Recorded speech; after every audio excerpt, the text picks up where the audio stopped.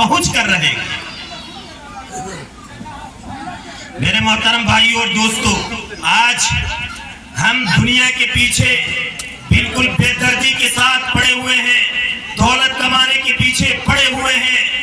اپنی شہرت حاصل کرنے کے پیچھے پڑے ہوئے ہیں، تجارت کو فروغ دینے کے لیے حیران و سرگردہ ہیں، اور شہرت اور ناموری کا بھوت ہمارے دماغ پہ چڑھا ہوا ہے۔ لیکن اللہ نے ہمیں جو یہ چند روزہ زندگی دی ہے، یہ چند ایام ہمیں دیے ہیں، یہ آخرت کی تیاری کے لیے، اس گھر کو سجانے کے لیے، اس گھر کو بسانے کے لیے، اور اس گھر کو ہر طرح سے چمکانے کے لیے دیا ہے۔ لیکن ہم اس طرح غافل ہو گئے ہیں کہ اللہ ہی کو بھول بیٹھے ہیں اور اس دنیا کو بالکل پوری طرح فراموش کر چکے ہیں۔ میرے محترم بھائیو اور دوستو، جب کسی انسان کا انتقال ہوتا ہے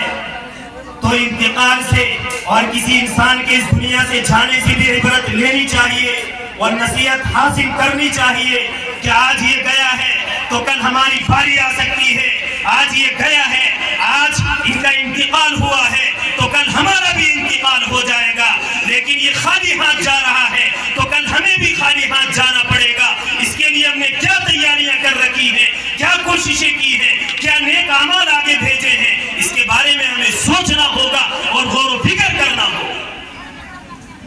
حضرت امام غزالی رحمت اللہ علیہ بڑے پائے کے عالم تھے، زبردست بزرگ گزرے۔ جب میں گھر کے دروازے سے باہر ہی تھا تو اندر سے آواز آ رہی تھی کہ میرا عمدہ جوڑا لاؤ، میرا عمدہ گھوڑا لاؤ، میری عمدہ تلوار لے کر آؤ تاکہ میں اچھی طرح سے زیب و زینت حاصل کر سکوں۔ اور اس طرح وہ کہہ کر گھر والوں کو پریشان کیے ہوئے تھا۔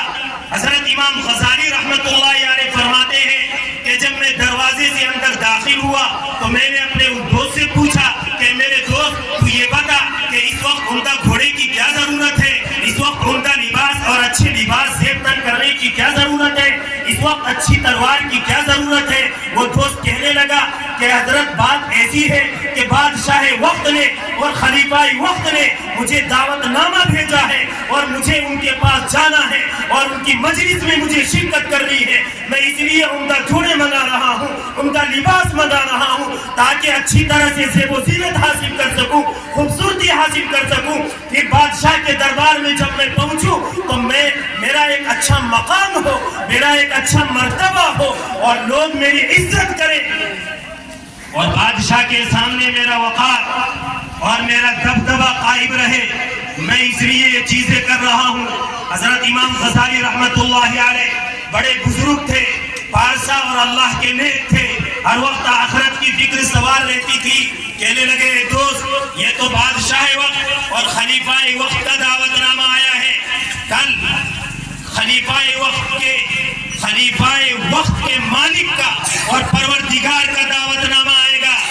تو اس کے لیے آپ نے کیا تیاری کر رکھی ہے؟ اے میرے دوست تو یہ سن کہ یہ خلیفہ وقت کا جو دعوت نامہ آیا ہے اس میں تبدیلی ہو سکتی ہے، یہ دعوت نامے کے اندر جو وقت لکھا ہے یہ آگے پیچھے ہو سکتا ہے، اور اس میں جو مضمون لکھا ہے اس میں ترمیم ہو سکتی ہے۔